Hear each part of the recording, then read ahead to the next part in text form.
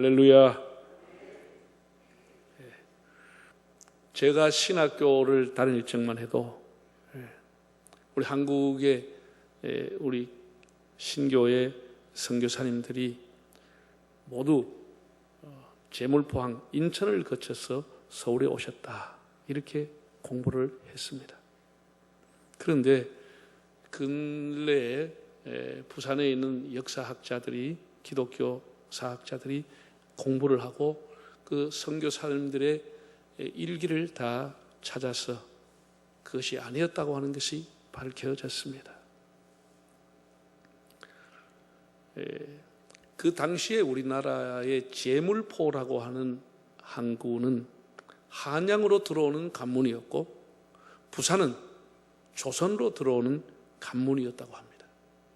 우리가 지도상을 보면 중국에서 상해에서 오면은 제물포가 훨씬 가깝지만, 그때 중국과 한국과 교류가 별로 없었기 때문에 일본 사람들이 많이 타서 반드시 제물포로 바라오지 않고 부산항에 와서 내려놓으면 부산항에서 다시 제물포로 갔다는 겁니다. 한양으로 가는 관문은 제물포고 조선으로 들어오는 모든 관문은 부산이었다라고 하는 역사적인 증언이고 또 기록입니다. 지금부터 130년 전인 1884년에 알렌이라고 하는 선교사님, 이분은 이제 미국 대사관의 공이 의사로 오셨습니다. 선교사였지만 의사로 오신 겁니다. 나중에 고종 황제의 의까지 지냈습니다. 이분의 일기가 기독교 학교의 도서관에 미국에 보관되어 있는 것을 사람들이 알게 되고, 또 우리나라 대사관 직원이었기 때문에 정부 기록물에도 보관이 되어 있을 거다, 이렇게 해서 교수님들이 찾았는데 1884년 9월 14일 부산항에 도착을 해서 부산에서 한 주간 머물고 9월 20일 제물포를 거쳐서 한양으로 갔다라고 하는 본인의 일기가 나왔습니다. 부산에 도착을 해서 부산에서 한 주간을 머무르고 한양으로 갔다라고 하는 겁니다. 그 다음 해인 우리가 그 언더우드 아펜셀라 선교사에 대해서 잘 알고 있는데, 이분들 역시 미국에서 출발해서 일본 요코하마를 거쳐서 부산항에 도착한 날이 1885년 4월 2일이었고, 그리고 사흘을 머물고 4월 5일 제물포를 거쳐서 한양으로 들어갔다고 본인들의 일기에 기록을 해놓았습니다. 마침 그들이 한양으로, 제물포항으로 들어와서 한양으로 들어온 날이 지금도 양화진 묘역의 묘비에 기록되어 있지만 그날이 부활절 아침이었습니다. 우리는 부활절 아침 조선 땅에 도착했습니다. 주님이 어두운 나라에 생명의 빛을 비추어 주소서라고 한 묘비가 있습니다. 물론 부산이 목적지는 아니었습니다. 경유지요, 기착지였습니다. 그러나 엄연히 우리 조선 땅에 우리 신교의 공식 선교사들이 첫 발을 디딘 곳은 부산이라고 하는 곳입니다. 지금 강복동에 가면 조선 선교사 첫 기착지라고 하는 이름으로 묘비가 있습니다. 알렌 선교사, 언더우드 선교사, 아펜셀라 선교사 세 분의 얼굴 조각을 해서 부산의 첫 기착지였음을 알리는 그런 묘비가 있습니다. 부활절이라고 하는 것은 우리 한국교회에 엄청난 그런 은혜를 베푼 절기일 뿐 아니라 기독교가 시작된, 개신교가 시작된 날이라 그렇게 말해도 과언이 아니라고 봅니다. 제가 이제 우리 코로나 때문에 우리 교회뿐 아니라 전국에 있는 한국교회가 지금 정상적으로 예배를 드리지 못하고 있습니다.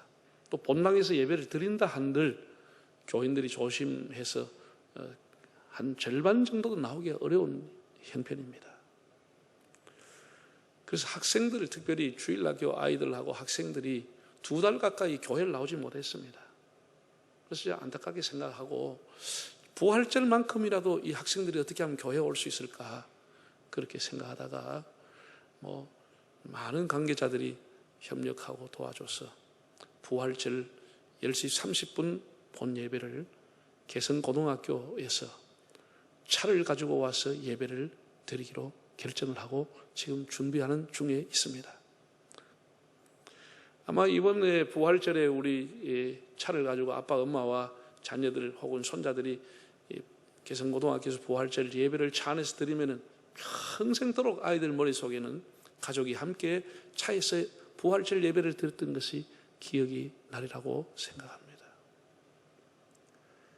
우리가 예배당에 이렇게 마음껏 나와서 찬양할 수는 없지만은 학생들이 오랜만에 지금 학교도 갈 형편이 못 되어 있습니다. 그러나 차라고 하는 것은 자기 가족들은 늘 한 공간에 생활했기 때문에 자기 가족들이 타고 나와서 예배하면 아무런 문제가 없겠다, 그런 생각이 들고 마음껏 부활의 주님을 차 속에서라도 예배할 수 있는 은혜가 있기를 바랍니다. 부활절인데 지금 표정을, 내가 마스크를 끄고 있어서 교인들 표정을 모르겠네요. 웃고 있는지. 우리 초기에 한국교회 선교 역사 초기에 보면 미국 선교사님들이 오셔가지고 한국에 설교하면 너무 교인들이 자세가 굳어져 있고 표정이 근엄하고 이래가지고 그 참 한국교회 교인들의 표정이 왜 이렇게 어둡냐 이렇게 물었더니 그 선교사님을 따라다니는 조사들이나 통역하는 사람들이 우리 한국교회 성도들은 다 주님의 십자가를 묵상하기 때문에 좀 표정이 근엄합니다, 경건합니다, 그렇게 얘기했더니 선교사님이 그렇게 얘기하더라는 거예요. 한국교회 교인들에게 부활절의 기쁨을 가르쳐 주시오. 부활절을 설교를 안 합니까? 이렇게 했다는 거예요. 즐겁고 복된 날, 축복의 날이 부활절입니다. 여러분 마스크 속에서도 표정 관리를 좀 하기를 바랍니다. 우리 앞 옆 사람 손 흔들면서 해피 이스터 인사합시다. 해피 이스터, 해피 이스터.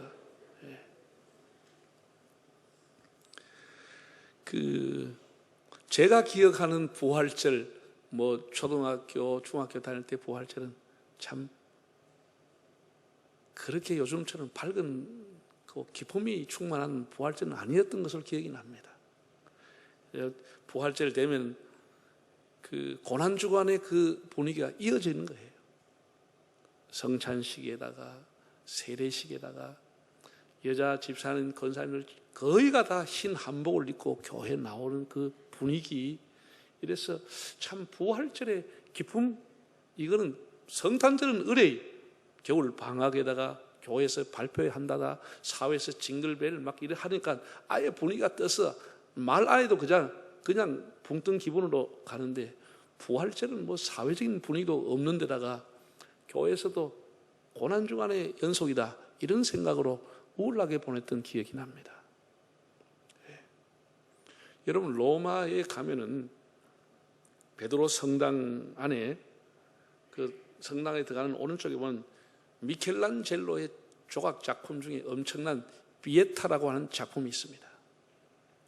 이 비에타라고 하는 말은 비탄이라고 하는 뜻입니다. 슬픔을 넘어서 비탄이라 하는 뜻을 갖고 있는데, 이 비에타라는 작품은 성모 마리아가 아들 예수님이 십자가에 돌아가셔서 십자가에서 달아내리고 그 어머니 마리아가 아들 예수를 품에 안고 슬픔에 잠겨져 있는 그것을 연상하면서 만든 대리석 조각 작품입니다.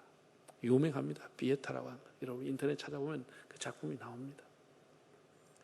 십자가의 죽음을 보면서 그 슬퍼하는 마리아, 애통하는 마리아의 모습을 담았습니다. 물론 그 작품은 걸작입니다.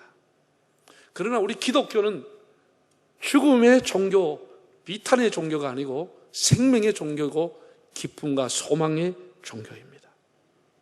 우리 기독교가 십자가의 죽음으로 끝났다고 하면 이렇게 온 세계적인 교회가 될 수 없는 것이죠. 예수님의 삶의 결론, 복음의 결론, 우리의 신앙의 결론은 죽음이 아니고 부활임을 믿으시기를 바랍니다. 사람은 살아가는데 제일 중요한 것은 결론이 중요한 겁니다. 우리 개인의 신앙이나 우리 인생도 결론이 중요한 것입니다. 결론이 뭐냐? 슬픔과 비탄이 아니고 죽음이 아니고 승리요 부활이라고 하는 사실입니다. 오늘 성경에 나오는 이 베다니에 살고 있던 마르다, 마리아, 나사로 3남매 가정 얘기가 우리는 잘 알고 있습니다. 예수님이 이들을 참 많이 사랑하셨죠. 또 베다니라고 하는 것은 빈민촌, 우리로 말하면 참 빈민촌이고 소외된 사람, 병든 사람, 가난한 사람이 살던 그런 예루살렘 근처였지만 그런 소외된 사람이 사는 곳이었습니다. 예수님은 한 번씩 거기 가서 삼남매와 그 사람들을 위로해 주었습니다. 그런데 여기에 이제 나사로가 죽었다고 하는 것은 참 절망 중에 절망이었습니다. 여러분, 이 세상에 가장 무서운 것은 죽음입니다. 죽음은 어떤 폭군보다도 더 무서운 존재입니다. 사랑도 소유도 명예도 지위도 재산도 희망도 꿈도 모든 것을 한순간 뺏어가는 것이 죽음이라고 하는 것입니다. 모든 관계 다 끊어버리는 것이 죽음이라는 것입니다. 이게는 타협도 안 되고 연기도 없는 것입니다. 정말 사망이 왕노릇하고 있는 것입니다. 사랑하는 사람을 잃어버리는 아픔과 슬픔이라고 하는 것은 장례식을 치루었다고 잊혀지는 것이 아니죠. 오히려 장례식 후에 더 허전함, 더 절망감, 더 우울증이 찾아오게 되는 겁니다. 온 동네 주민들이 와서 마리아와 마르다 자매를 위로해 주었지만 그들에게 소망을 주지는 못했습니다. 위로는 해주지만 소망을 주지 못하는 게 인간의 한계입니다. 예수님께서 나사로가 죽었다는 소식을 듣고 이 가정에 오셨습니다. 정말 절대 절망하는 이 가정에 주님이 오셨습니다. 주님이 오셔서 혁명적인 선언을 했습니다. 혁명적인 선언입니다. 나는 부활이요 생명이니 나를 믿는 자는 죽어도 살 것이다. 지금까지 예수님께서 나는 세상의 빛이다, 나는 생명의 떡이다, 나는 선한 목자다 이런 말씀을 하셨지만은 이것과 전혀 비교할 수 없는 나는 부활이다, 나는 생명이다 이렇게 혁명적인 말씀을 선포했습니다. 그러면서 나사로의 무덤에 가셔서 돌을 옮겨 놓으라 말씀하시고 나사로야 나오너라, 무덤을 향해 사망을 향해 시체를 향해서 주님이 명령을 하셨습니다. 우리가 성경에 보면 하나님께서 우리 한 사람 한 사람을 부르십니다. 아브라함아 부르셨습니다. 그냥 모래바람 맞으며 평범한 노인으로 살아가는 모세를 떨기나무 가운데서 모세야 모세야 하나님 찾아와서 불러주었습니다. 영적인 암흑기를 보내고 있던 그 암울한 시대에 하나님은 어린 사무엘을 한밤중에 찾아와서 사무엘아 사무엘아 불러주셨습니다. 사울 역시 예수 믿는 사람을 일망타진하기 위해서 대제사장의 공문을 가지고 박력 있게 힘차게 달려가는 그를 주님께서 불렀습니다. 사울아 사울아 네가 어째서 나를 핍박하느냐 불렀습니다. 예수님께서 나사로의 무덤에 가셔서 그 무덤을 향해서 그냥 나사로라는 이름을 부르지 않고 나오너라고 했으면 큰일 날 뻔했습니다. 여러분, 유대인은 우리나라하고 달라가지고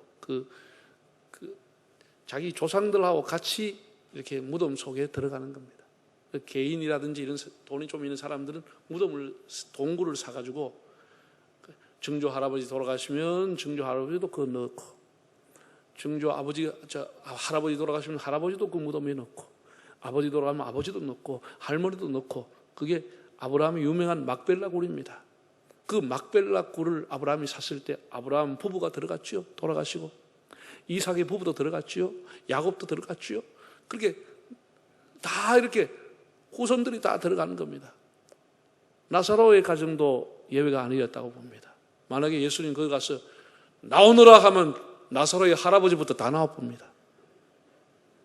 굉장히 혼란해 오겠죠. 그러니까 예수님께서는 딱 집어서 나사로야 나오너라 그렇게 말씀한 겁니다. 여러분 이렇게 사람이 많지만 여러분 집안에 그렇게 종방간에 넓고 많지만 하나님은 우리 한 사람 한 사람을 지명하여 불러주시는 겁니다. 자, 요한복음 5장 25절 한번 읽어볼까요? 5장 25절 시작. 진실로 진실로 너희에게 이르노니 죽은 자들이 하나님의 아들의 음성을 들을 때가 오나니 곧 이때라. 듣는 자는 살아나리라. 하나님의 아들의 음성을 들을 때가 오는데 이때가 왔다는 것입니다. 나사로는 사망, 죽음이 그를 지배하고 있었지만 하나님의 아들의 음성을 듣는 시간이 온 것입니다. 우리가 여러분 사람이 죽으면 장례를 치르면 지금은 화장하는 게 굉장히 많습니다. 그 사람이 화장을 했든지 매장을 했든지 상관하지 않습니다. 하나님의 아들의 음성을 들을 때가 오는 것입니다. 하나님의 아들의 음성을 듣는 겁니다. 그래서 우리 몸이 신령한 몸으로 부활의 몸으로 주님 앞에 서게 됩니다. 나사로는 잠에서 깨듯이 수의를 입고 무덤 밖으로 걸어 나왔을 것으로 보입니다. 우리는 이 사건에서 절대 절망에서 절대 소망을 보게 됩니다. 이 세상에 부활보다 더 큰 소망은 없습니다. 부활보다 더 강력한 승리와 강력한 메시지는 없습니다. 주님이 십자가에 돌아가신 것은 바로 이 부활의 소망을 주기 위해서였습니다. 우리가 여기에서 예수님이 오신 목적, 예수님이 십자가를 지신 목적, 예수님이 제자를 부른 목적이 무엇임을 알게 됩니다. 그래서 한마디로 죄로 인한 죽음을 끝내고 영생의 길, 부활의 길을 열어주시기 위함입니다. 사랑하는 여러분, 그래서 우리가 가는 십자가의 길이 비록 좁은 길이고 험한 길이라도 주님의 부활을 믿고 그 길로 가면 최후의 승리자가 되고 주님과 함께 서게 됩니다. 뭐 여러분도 운동을 다 좋아하겠지만 저도 뭐 운동 경기를 꽤나 좋아하는 사람입니다. 참 묘하게 우리나라하고 일본하고 경기를 했다 이러면 그날 하여튼 밤을 새워서 가능하면 보려고 하죠. 참 숙적 관계라 할까. 묘한 일본과의 관계는 다른 게임은 다 져도 일본은 이겨야 됩니다. 다른 게임 다 이기고 일본에 져면은 그만 고개 숙이고 김포공항으로 들어오는 겁니다. 참 우리하고는 참 그런 관계인데 한일 축구, 한일 야구 수없이 붙었습니다. 수없이 붙었습니다. 한 번은 이 야구하는 걸 우리가 이제 역전해서 승리하는 그런 아주 뭐 온 나라가 떠들썩했습니다. 했는데 우연히 그 다음날 저녁에 집에 가서 TV를 트니까 또 했던 게임을 다시 재방송을 하더라고요. 재방송하는데 그도 한번 보고 싶어서 땅콩 사와가지고 오징어 콜라 사가지고 먹으면서 너시 이래 봅니다. 왜? 저는 결과를 알고 있기 때문에. 막 선수들이 뒤엉켜가지고 막 자 저러다 아나운서가 얘기합니다. 이러다가 경기가 중단되면 어떻게 되지요? 이렇게 뭐 얘기하지만 저는 느긋하게 오징어 씹어 먹고 있습니다. 왜냐하면 어제 진짜 게임을 이겼기 때문에. 그건 재방송이기 때문에. 우리 예수 믿는 사람은 예수가 우리의 구세주고 예수가 나를 위해 십자가의 죄를 대신 지시고 예수님이 나를 살리기 위해서 부활하셨다고 하는 것을 믿으면은 우리는 어떤 어려움이 와도 승리하게 되는 줄 믿습니다. 결론은 승리인 것입니다. 다 이긴 게임을 보는 것과 동일한 것입니다. 저를 믿으면 멸망치 않고 영생을 얻으리라.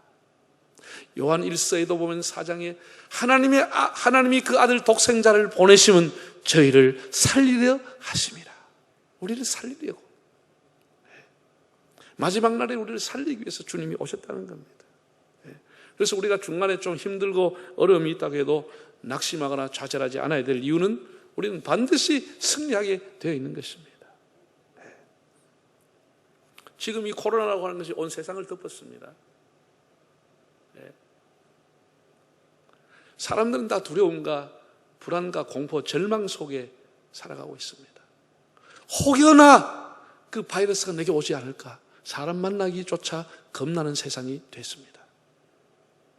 지금 자녀가 부모 집에 마음껏 못 갑니다. 부모님은 자식 집에 잘 못 갑니다. 혹시나 아이들한테 옮길까 싶어서. 모든 일상이 우리나라뿐 아니라 온 세계가 지금 이렇게 흔들리고 있습니다. 확실한 것은 코로나도 지나갑니다. 여러분, 성경이 다 나와 있잖아요. 사람이 태어날 때가 있으면 죽을 때가 있고, 나무를 심을 때가 있으면 나무를 벨 때가 있는 것이고, 울 때가 있으면 웃을 때가 오듯이, 코로나가 시작하고 번식하는 날이 발생된 날이 오면 이것도 종식될 날이 다가오고 있는 것입니다. 저는 이번에 어제 뉴스를 보고 정말 대구에 있는 사람들한테 전화를 했습니다. 정말 대구 사람들 장하다, 기특하다.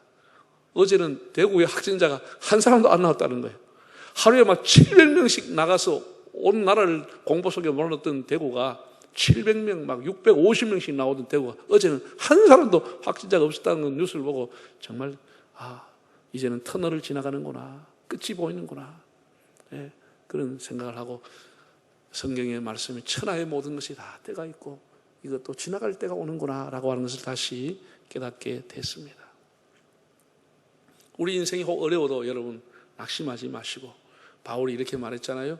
현재의 고난은 장차 나타날 영광과 좋게 비교할 수도 없도다. 비교할 수도 없다고 그랬습니다.